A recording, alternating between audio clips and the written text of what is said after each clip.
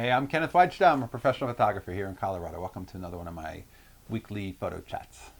So today I want to talk about the one book of all the Vivian Maier books that have been out. This is the one that I always go back to.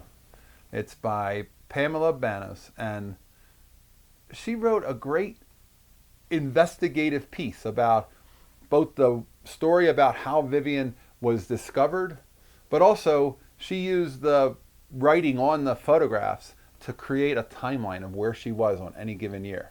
And I find it to be one of those books that I've read and I go back to it. It's one of those books I can just pop in on any time and say, I'm going to read that section on 1940. I'm going to read that section in Chicago where she's going around and walking under the L in the subway. I'm fascinated by a good story, and I like Vivian Maier's story. I like her work. Some people have discounted it. Some people say it's overrated. I kind of like it. And there's a good element. We've talked about time makes photographs worth more. Her photographs were found after lots of time.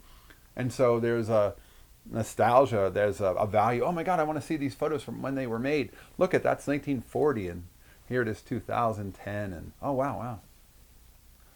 Time does make photos valuable. But this book, she's so good at getting into where she was on a given day, where she was walking, where she was going.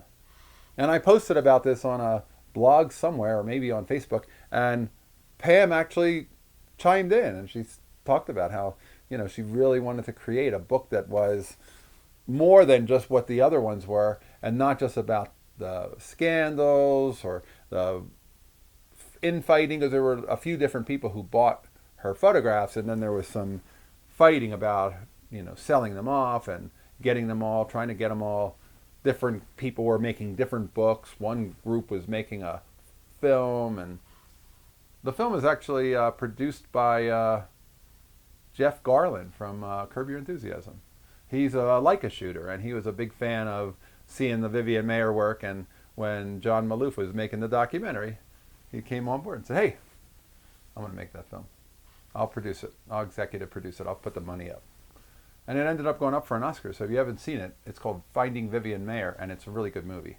But if you want to read about the backstory and read about where she goes, and lots of photographs, lots of in-depth, kind of like a researcher or a detective would make, of where she went and how she made her photographs and how she took the kids with her. I found it to be, by far, as much as I enjoy the photo books, and as much as I enjoy some of the banter that goes around the internet, that's one book that I go to back and over. And I find it to be so refreshing every time, because I just enjoy walking those steps with her.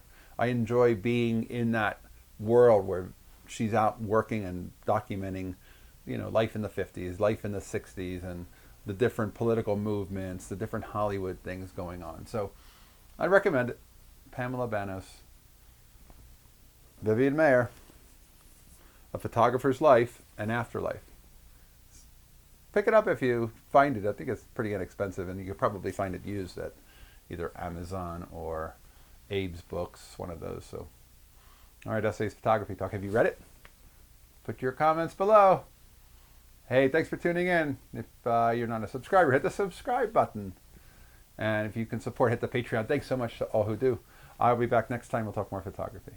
As always, here's the good light.